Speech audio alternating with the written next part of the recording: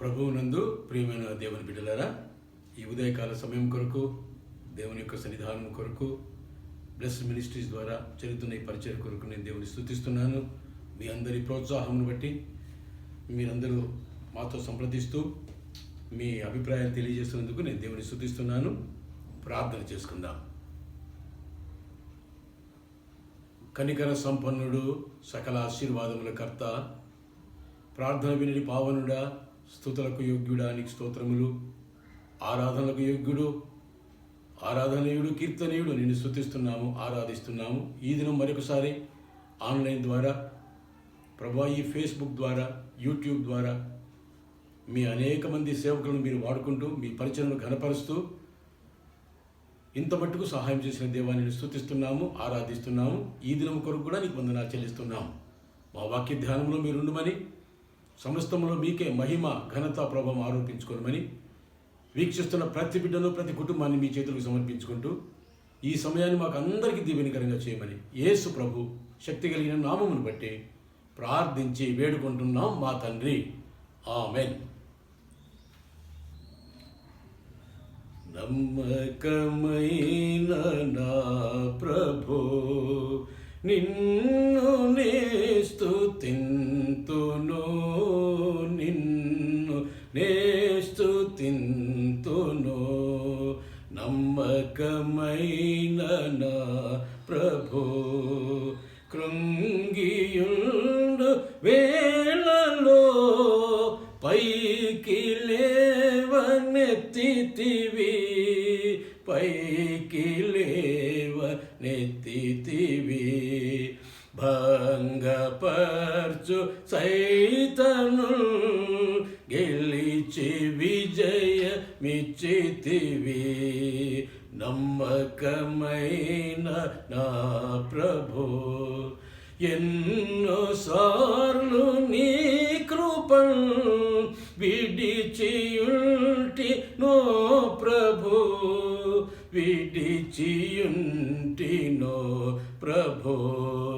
మన్నన తోడనీదరిన్ చేర్చి నన్ను క్షమించితివి. నమ్మకమైన నా ప్రభు, నిన్ను నే స్తుతింతును, నిన్ను నే స్తుతింతును.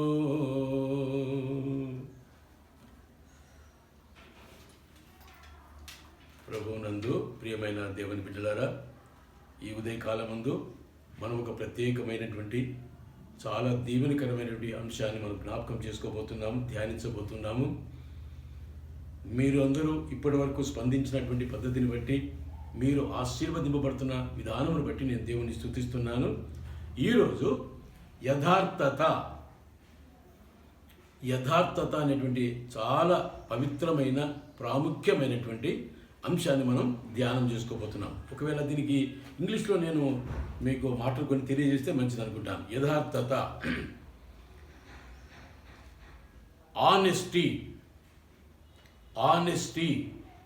సిన్సియారిటీ, ఇంకో మాట అప్రైట్నెస్, దాని తర్వాత అకౌంటబిలిటీ, తర్వాత ఫెయిత్ఫుల్నెస్. కొన్ని ఈ మాటలు దగ్గర సమీపముగా అర్థమయ్యేటువంటి భాషలో నేను మీకు చెప్పినాను. ఈ యథార్థమైన జీవితానికి అర్థం తెలుసుకోకుండా ఈ వాక్యాన్ని వింటే మనకు ఆశీర్వాదకరం కాదు. కనుక యథార్థత అంటే ఉన్నది ఉన్నట్లుగా, దానికి ఏమి కూడా రంగులేసి ఆకర్షణీయంగా చేసి మంచి భాషతో చెప్పేటువంటిది కాదు, కానీ ఉన్నది ఉన్నట్లుగా, కుండ బద్దలు కొట్టినట్టుగా అని మనం అప్పుడప్పుడు అంటుంటాం. అంటే మనుషుల దృష్టికి ఒక రకంగా ఉండవచ్చు, నిన్ను నమ్మిన వారికి, నీ బంధువులకు ఒక రకంగా నువ్వు కనిపిస్తూ ఉండవచ్చు, నీ జీవితం కనపడుతుండవచ్చు, నీ మాటలు, నీ సంభాషణ ఉండవచ్చు. కానీ దేవుని ఎడల ఉన్నటువంటి ఈ నమ్మకత్వాన్ని, లేక ఉన్నది ఉన్నట్టుగా అంటే దానినే బైబిల్ గ్రంథంలో యథార్థత అని మాట వాడినాడు. Honesty, sincerity. ఈ మాట మనం జ్ఞాపకం చేసుకోవడానికి కీర్తన గ్రంథము 15వ కీర్తన, Psalms 15. ఈ కీర్తనలో ఒక మాట మనం జ్ఞాపకం చేసుకుందామండి. కీర్తన 15. ఈ కీర్తన అంతా కూడా యథార్థత మీదనే అనే అంశం మీదనే ఆధారపడి ఉన్నదని నేను మీకు జ్ఞాపకం చేస్తాను. కొన్ని వచనాలు నేను చదువుతానండి. కీర్తన 15. యెహోవా, నీ గుడారములో అతిథిగా ఉండదగిన వాడు ఎవడు? నీ పరిశుద్ధ పర్వతం మీద నివసింపదగిన వాడెవడు? యథార్థమైన ప్రవర్తన కలిగి నీతిని అనుసరించుచు హృదయపూర్వకముగా నిజము పలుకువాడే. అట్టివాడు నాలుకతో కొండెములాడడు, తన చెలికానికి కీడు చేయడు, తన పొరుగువాని మీద నింద మోపడు. అతని దృష్టికి నీచుడు అసహ్యుడు. అతడు యెహోవా యందు భయభక్తులు గల వానిని సన్మానించును. అతడు ప్రమాణము చేయగా నష్టము కలిగినను మాట తప్పడు. తన ద్రవ్యము వడ్డీకి ఇయ్యడు. నిరపరాధిని చెరుపుటకై లంచము పుచ్చుకొనడు. ఈ ప్రకారము చేయువాడు ఎన్నడను కదల్చబడడు. ప్రియమైన బిడ్డలారా, యథార్థత అనేటువంటి ఈ అంశాన్ని ధ్యానం చేసుకుంటూ ఉండగా ఈరోజు ఆయన ఎవరో దైవ సేవకుడు చాలా చక్కగా మాట్లాడాడండి.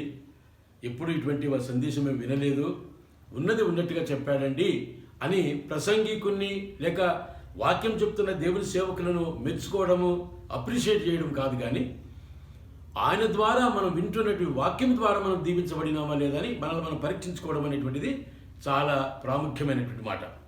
సత్క్రైస్తవ జీవితం అంటే మంచి యథార్థమైనటువంటి క్రైస్తవ జీవితము జీవించేటువంటి జీవితంలో సత్యము, ప్రేమ, క్షమాపణ, త్యాగము మొదలగునటువంటి దివ్యమైన లక్షణములతో మనము ప్రకాశింపవలసిన వారమంటున్నాం.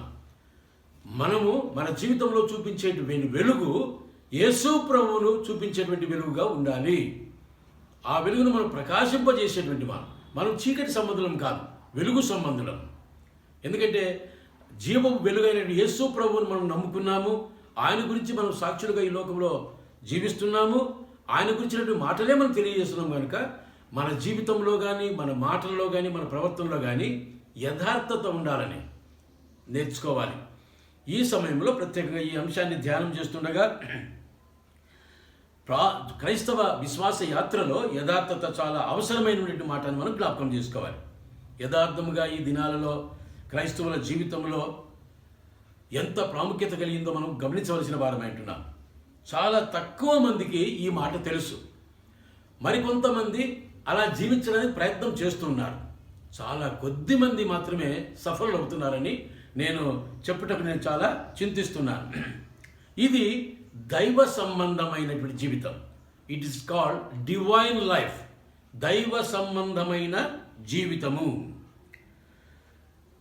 అంటే మనల్ని మనము స్వపరీక్ష చేసుకుంటూ ఎదుటి వారికి మనం దీవెనకరంగా, ఆశీర్వాదకరంగా ఉన్నామా లేదా అని పరీక్షించుకుంటూ, పరిశోధించుకుంటూ ముందుకు సాగేటువంటి జీవితమే అని నేను మీకు జ్ఞాపకం చేసుకుంటున్నాను. ఎప్పుడైతే మనం దేవుడితో సత్సంబంధం కలిగి ఉంటామో, అంటే దేవునితో యథార్థంగా ప్రవర్తిస్తున్నప్పుడు మనం దేవునితో సరి అయినట్టు సత్సంబంధం కలిగి ఉంటాం. ఆ సత్సంబంధం నుంచి వెలువడేటువంటి మాటలే యథార్థమైన మాటలని వాక్యం తెలియజేస్తున్నది మనకు. సో మన జీవితంలో how are we keeping our promises? అనేక మందికి ఉదయం మనం లేచినప్పటి నుండి రాత్రి మళ్ళీ పడకకు వెళ్ళే వరకు అనేక మందికి అనేక విధములైన వాగ్దానాలు మనం చేస్తున్నాం. వచ్చే శనివారం గ్యారెంటీ నేను మేము కలుస్తానండి, 100% గ్యారెంటీ చూసుకోండి. శనివారం నాడు ఉదయం 10 గంటలకు మీ ఇంట్లో నేను ఉంటానని చెప్తాము. మనం కలుస్తుంటున్నామా? అసలు 10 గంటల అనేది టైం మెయింటైన్ చేస్తున్నామా? వెళ్తున్నామా? మన మాట మనకు జ్ఞాపకం ఉన్నదా? కనుక మనల్ని మనం మోసం చేసుకుంటూ, ఎదుటి వారిని మోసం చేస్తూ, దేవుడిని కూడా మోసం చేసి దేవుని వాక్యాన్ని నిష్ఫలం చేస్తున్నాం. మనం నిరుపయోగమైనదిగా చేస్తున్నాం. ఈ విషయమే చాలా జాగ్రత్తగా దేవుని విశ్వాసం అని చెప్పుకునేప్పుడు మనము చాలా జాగ్రత్తగా ఉండాలని నేను మీకు జ్ఞాపకం చేస్తున్నాను. కనుక ఈరోజు అంశం ఏమిటండి? యథార్థత. ఉన్నది ఉన్నట్లుగా, as we see through the glass, అద్దంలో మనం చూసుకున్నట్టుగా. అద్దంలో మనం చూసినప్పుడు మన ముఖం ఎలా ఉన్నదో, ఎక్కడ మచ్చ, డాగు, కళంకం ఉన్నదో, ఎక్కడ ముడత ఉన్నదో చూసుకుంటున్నాం కదా. అది సరి చేసుకోవడానికి మనం ప్రయత్నం చేస్తాం. దాన్ని బాగు చేసుకోవడానికో, దాన్ని దాచిపెట్టడానికో ఆ క్రీమో, ఈ క్రీమో, ఈ మందో ఏదో వాడుకుంటుంటాం మనం. కనుక దేవుని వాక్యం అద్దము వంటిది అనేటువంటి మాట మనం బైబిల్లో చదువుతున్నాం. So when we look at our mirror, that is God's word, we have to correct all those which are not liked by Jesus Christ, are not according to the word of God. దేవుని వాక్యానుసారమైనది ఏదైనా ఉన్నదా లేదా చూసుకోవాలి. వాక్యానుసారమైనది లేకపోతే మన జీవితాలు దిద్దుకోవాల్సిన భారం ఏంటున్నాం. అలాగే దేవుడు మనం చూసినప్పుడు ఏదైనా లోపం కనుగొనగలడా అని మనల్ని పరీక్షించుకొని పరిశోధించుకొని వాటిని దిద్దుకోవలసినటువంటి అవసరత మనకున్నది అనేటువంటి మాట మనం జ్ఞాపకం చేసుకోవాలి. కనుక యథార్థత ఈ దినాలలో లోపిస్తున్నటువంటి ఈ భయంకరమైన దినములలో క్రైస్తవ జీవితంలో ఈ యథార్థత చాలా అక్కర, చాలా అవసరతగా ఉన్నది. చాలా తక్కువ మంది జీవితంలో ఇది మనం చూస్తుంటున్నాం. అదే చాలా విచారం. ఈ యుగంలో అసలు పాపేచ్ఛలు, పాప ఆలోచనలు, చెడుగు వ్యాపింపజేయుట, లేకపోతే అపహసించుట, కొండెములు చెప్పుట, తమాషాలు చేయుట, సంకుచమైన లక్షణాలు కలిగినటువంటి జీవితాలు ఏదైతే ఉన్నాయో అవి చాలా విచారకరం. దేవుని బిడ్డమని చెప్పుకునే మనం, యేసుక్రీస్తునందు విశ్వాసం ఉంచినటువంటి భక్తులను చెప్పుకునేటువంటి మనము వీటన్నిటిని చాలా జాగ్రత్తగా గమనించాలని నేను మీకు తెలియజేస్తున్నా. ఈ దినాల్లో క్రైస్తవులు యథార్థవర్తనులై ఒకవేళ ఆదర్శప్రాయమైనటువంటి జీవితంను జీవించినట్లయితే నిజముగా మనం క్రీస్తుకు నిజమైన సాక్షులుగా ఈ లోకంలో జీవించగలము. మన జీవితముల ద్వారా దేవునికి మహిమ కలుగుతుంది. మనల్ని చూసి చాలామంది ఆశీర్వదించబడతారనేటువంటి మాట నేను మీకు జ్ఞాపకం చేస్తున్నా. ఒకసారి మన ప్రియ రక్షకుడు యేసు ప్రభు వారు ఒక హెచ్చరికను చేసినటువంటి ఆ విషయాన్ని మనం జ్ఞాపకం చేసుకుందాం. లూకాసు వార్త 8వ అధ్యాయం, లూకాసు వార్త 8వ అధ్యాయము 15వ వచనం. లూకాసు వార్త 8వ అధ్యాయము 15వ వచనం. మంచి నేల నుండి విత్తనమును పోలిన వారెవరనగా యోగ్యమైన మంచి మనసుతో వాక్యము విని దానిని అవలంబించి ఓపికతో ఫలించువారు. దయచేసి నేను ఒకసారి చదువుతానండి, జాగ్రత్తగా గమనిస్తాము. మంచి నేల నుండి పడినటువంటి విత్తనములు పోలిన వారు ఎవరనగా యోగ్యమైన, అదే మాట యథార్థమైన, మంచి మనస్సుతో, నిర్మలమైన మనస్సాక్షితో వాక్యము విని, వాక్యము ఉన్నట్టుగా విని దాన్ని అనుసరించుటకు ప్రయత్నము చేయొచ్చు. యోగ్యమైన మంచి మనస్సుతో వాక్యము విని దానిని అవలంబించి ఓపికతో ఫలించువారు. చూడండి ఎన్ని శ్రేష్టమైన మాటలు, ప్రాముఖ్యమైన మాటలు, ఈ దినానికి మన జీవితంలో అవసరమైనటువంటి మాటలు వాడినారు. ఒక్కొక్క మాట మనము వివరించుకుంటూ వెళితే చాలా సమయం పడుతుంది.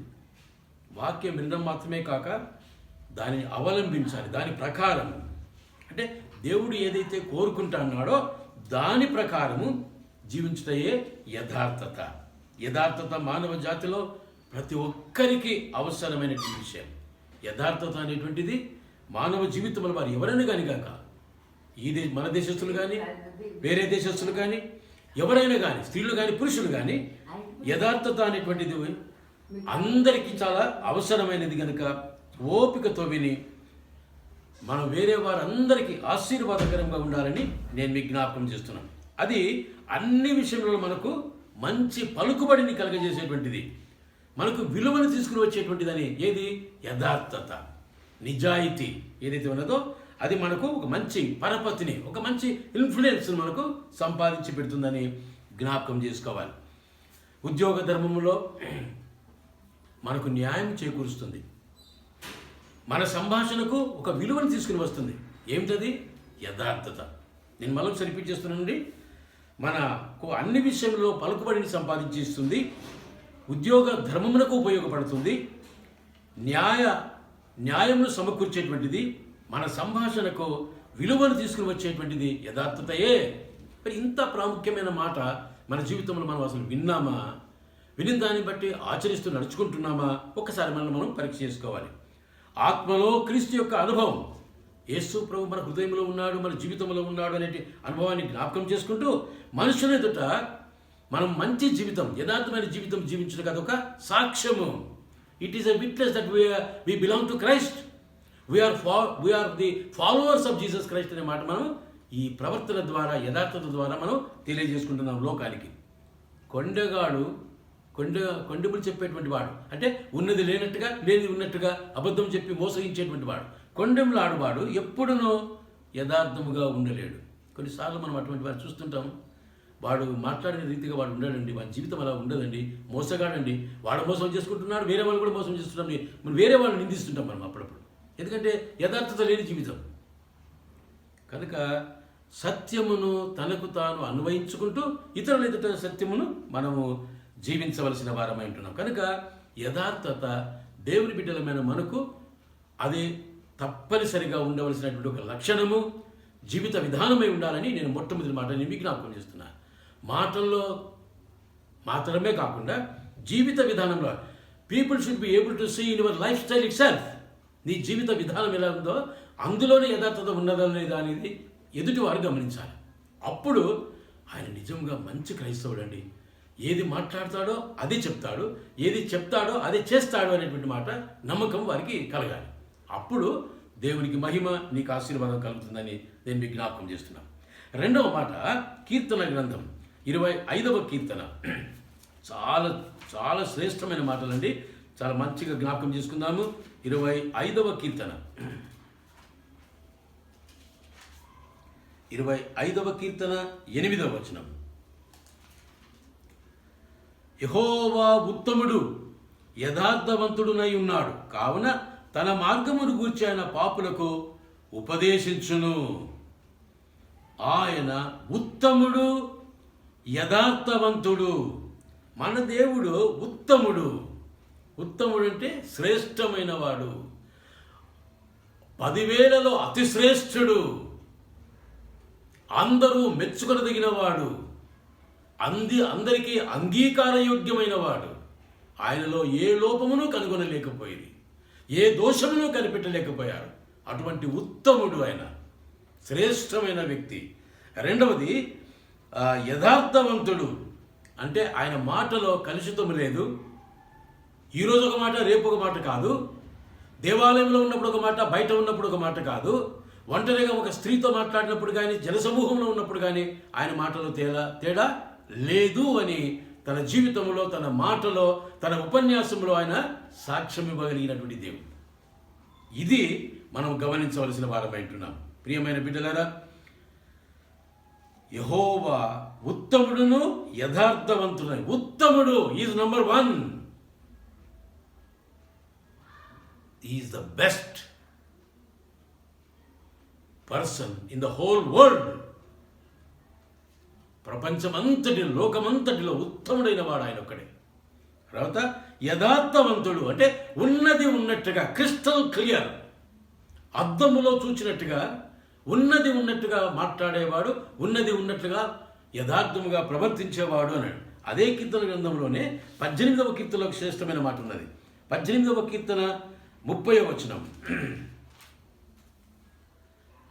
దేవుడు యథార్థవంతుడు, యెహోవా వాక్కు నిర్మలము, తన శరణు జొచ్చు వారికి అందరికీ ఆయన కేడెము.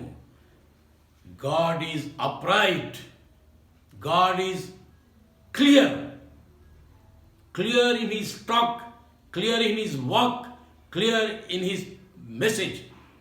ఆయన జీవితంలో కానీ, ప్రవర్తనలో కానీ యథార్థత మెయింటైన్ చేసినటువంటి దేవుడని వారు సాక్ష్యం ఇచ్చినట్టుగా మనం చూస్తున్నాం.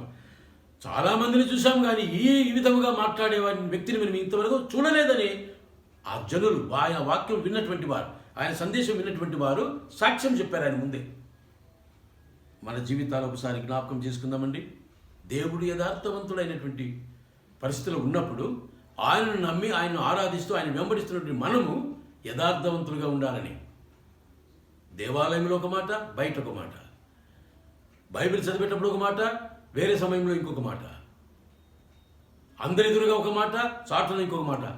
ఇలాంటి మాటలు, దొంగ మాటలు, మోసపు మాటలు, లేక సాధారణ సంబంధమైన, అంధకార సంబంధమైన మాటలు మన జీవితంలో ఉండకూడదని దేవుడు వాక్యం ద్వారా ఖచ్చితంగా హెచ్చరిస్తున్నాడు. అందుచేత మన జీవితాలు మనము ఎప్పటికప్పుడు సరిచేసుకునవలసిన వారమై ఉంటాం. నీవు పలికేటువంటి మాటలు, చేసేటువంటి క్రియలు అన్నీ కూడా దేవుని దృష్టిలోనూ, నీ మనస్సాక్షి విషయంలోనూ యథార్థమైనవిగా ఉన్నవా?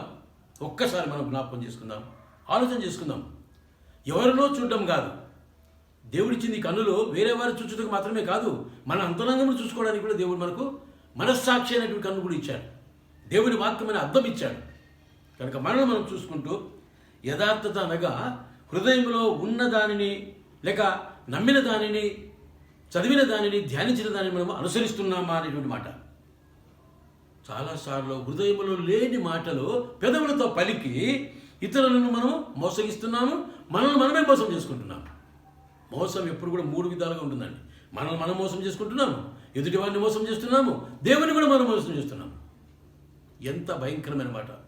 దేవుని బిడ్డలు మనం చెప్పుకునే మనము కూడా యథార్థత లేకుండా, సరే యథార్థత లేకుండా దాని కొరకు ప్రయాసపడుతున్నాం, we're striving for this honesty and integrity అని చెప్తే పర్వాలేదు, కానీ అసలు దాని సంగతి తెలుసా మనకు? దానిని తెలుసుకునవలసిన వారమై ఉంటున్నాం. కనుక హృదయంలో లేనిది పెదవులతో పలికి ఇతరులను మనం మోసం చేస్తున్నాం. మనం తలంపులలో కానీ, మాటలలో కానీ, ఉద్దేశములలో కానీ యథార్థత మనం కలిగి ఉండాలని దేవుని వాక్యం ద్వారా హెచ్చరిస్తున్నాడు. ఒకవేళ ఈ దినం వరకు ఇలాంటి అంశం మనం ధ్యానం చేయకపోయినట్లయితే, ఎక్కడ దీని గురించిన ప్రసంగం వినకపోతే, ఈ రోజైనా this is the day to correct our lifes. మన జీవితాన్ని సరి చేసుకోవడానికి ఇది మంచి దినం, ఇది మంచి సమయం. దయచేసి పోస్ట్పోన్ చేయవద్దు, వాయిదా వేసుకోవద్దు. ఈసారి గుడికి వెళ్ళినప్పుడు ఆదివారం గుడిలోనే నేను పశ్చాత్తాపడి నా జీవితాన్ని సరి చేసుకుందామని ఆదివారం వరకు దాన్ని వాయిదా వేసుకోవద్దు. ఇదే సమయం, ఇదే మిక్కిలి అనుకూలమైన సమయం. మనం తలంపులలోనూ, మాటలలోనూ, ఉద్దేశంలోనూ యథార్థంగా ఉండాలని దేవుని వాక్యం మనను హెచ్చరిస్తున్నది. పగట్టి ఎందు చాలా మంచి మాట అండి. ఇంకో మాట, నాకు ఇష్టమైన మాట, రోమపత్రిక, కొత్త నిబంధనలో రోమపత్రిక 13వ అధ్యాయము 13వ వచనం. 13వ అధ్యాయం 13వ వచనం. అల్లరితో కూడిన ఆటపాటలైనను, మత్తైనను లేకయు, కామ విలాసములైనను, పోకిరి చేష్టలైనను లేకయు, కలహమైనను, మత్సరమైనను లేకయు, ఈ మాట గమనించండి, పగటి యందు నడుచుకున్నట్టుగా మర్యాదగా నడుచుకుందాము. పగటి యందు నడుచుకున్నట్టుగా మర్యాదగా నడుచుకుందాము. ప్రియమైనటువంటి బిడ్డలారా, మనం రాత్రిపూట ఒకలాగా నడుచుకుంటున్నాం, అంటే చీకటిలో, అంధకారంలో, అంటే ఎవరు చూడకుండానట్లు ఉండేటువంటి సమయంలో ఒక విధంగా ఉంటాము. పగటి యందు మనం ఒక రకంగా ఉంటాం. పగట్లు అంతా కనబడుతూనే ఉంటుంది, అందరూ చూస్తూనే ఉంటారు, కనుక మనం ఏది కూడా దాచుకోలేము. అప్పుడు చాలా మర్యాదగా జీవించినట్టుగా మనం అనుకుంటుంటాం. నలుగురు చూసే శభాష్, ఇలాంటి వాటిని ఎక్కడ నేను చూడలేదండి, ఎవరైనా ఒక చెప్పాలనే ఎక్స్పెక్టేషన్తో మనం నడుచుకుంటూ ఉంటాం. ఎంత మోసకరమండి. మనల్ని మనం మోసం చేసుకుంటున్నాం, ఎదుటి వారిని మోసం చేస్తున్నాం, దేవుడిని కూడా మోసం చేసుకుంటున్నాం.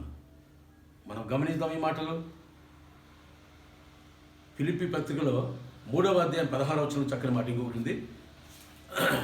ఫిలిప్పీ పత్రిక 3వ అధ్యాయము 16వ వచనం. ఫిలిప్పీ పత్రిక 3వ అధ్యాయము 16వ వచనం. ఆయనను ఇప్పటి వరకు మనకు లభించిన దానిని బట్టియే క్రమముగా నడుచుకుందాము. Let us discipline our lifes. మన జీవితాన్ని ఒక క్రమం చేసుకుందామండి. అడ్డగోలుగా ఎప్పుడు పడితే అప్పుడు ఏది పడితే అది చేసుకుంటా, ఒక క్రమశిక్షణ లేకుండా పిల్లల్ని పాడు చేసుకుంటూ లోకానికి హానికరంగా, మరి నరకప్రాయంగా మనం ఉండద్దు. దేవుడు అంటున్నాడు, క్రమముగా, let us walk decently, let us walk according to the word of God, let us walk in the light. పగటి యందు నడుచుకున్నట్టుగా మనము నడుచుకుందాము అనేటువంటి, మర్యాదగా నడుచుకుందాం అనేటువంటి మాట మనకు దేవుడు జ్ఞాపకం చేస్తున్నాడు. ఇంకొక మాట, తెస్సలోనిక వ్రాసినటువంటి మొదటి పత్రిక 4వ అధ్యాయము 12వ వచనం. తెస్సలోనిక మొదటి పత్రిక 4వ అధ్యాయము 12వ వచనం.